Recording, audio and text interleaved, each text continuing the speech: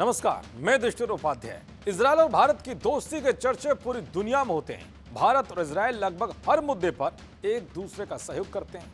आपने देखा होगा कि जब हाल ही में अमेरिकी उपराष्ट्रपति जेडी वेंस ने दावा किया कि अमेरिका ही इजरायल का एकमात्र ताकतवर सहयोगी है, तो नेतन्याहू भड़क गए थे और ट्रंप को बता दिया था कि भारत जैसा देश ही उनका सबसे मजबूत मित्र है।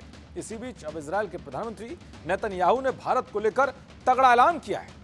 नेतन्याहू ने अपने बयान में साफ संकेत दिया है कि इजरायल अब सिर्फ अमेरिका पर निर्भर रहने के बजाय भारत जैसे बड़े और प्रभावशाली देशों के साथ रिश्तों को और मजबूत करने की दिशा में काम कर रहा है।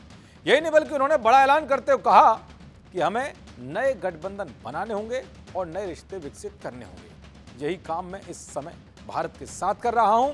भारत में 1.4 अरब लोग रहते हैं और वहां हमें जबरदस्त समर्थन मिलता है। दरअसल नेतन्याहू का यह बयान केवल भारत की तारीफ भर नहीं है, बल्कि इससे बदलते वैश्विक शक्ति संतुलन का संकेत भी माना जा रहा है, जो दिखाता है कि इजरायल भारत को लेकर किस तरह की उम्मीदें रखता है। उनका यह बयान ऐसे वक्त में आया है जब अमेरिका ईरान समझौते को लेकर वॉशिंगटन और तेल अवीव के बीच मतभेद खुलकर सामने आ चुके हैं। नेतन्याहू ने भारत का जिक्र करते हुए ये संदेश देने की कोशिश की कि इजरायल के पास अमेरिका के अलावा भी मजबूत साझेदार मौजूद हैं।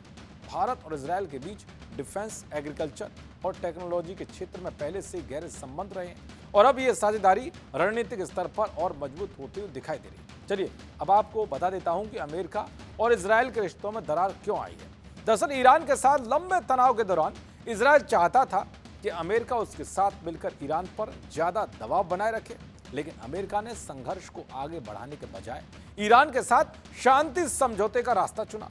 इस फैसले से इजरायल के कई नेता असहमत दिखाई दिए और उन्होंने सार्वजनिक रूप से इसकी आलोचना भी की। इसी मुद्दे पर दोनों देशों के शीर्ष नेतृत्व के बीच भी मतभेद बढ़े।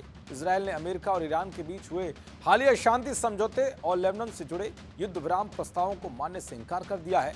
इजरायली नेतृत्व ने साफ किया था कि वे अपनी सुरक्षा और संप्रभुता से समझौता नहीं करेंगे। अब इजरायल का अमेरिका पर उस तरह का भरोसा नहीं रहा है जैसा कि उस पर कुछ समय पहले था। अब देखना ये होगा कि नेतन्याहू के बयान पर ट्रंप की क्या कुछ प्रतिक्रिया सामने आती है। देखते रहिए जी न्यूज़। नमस्कार।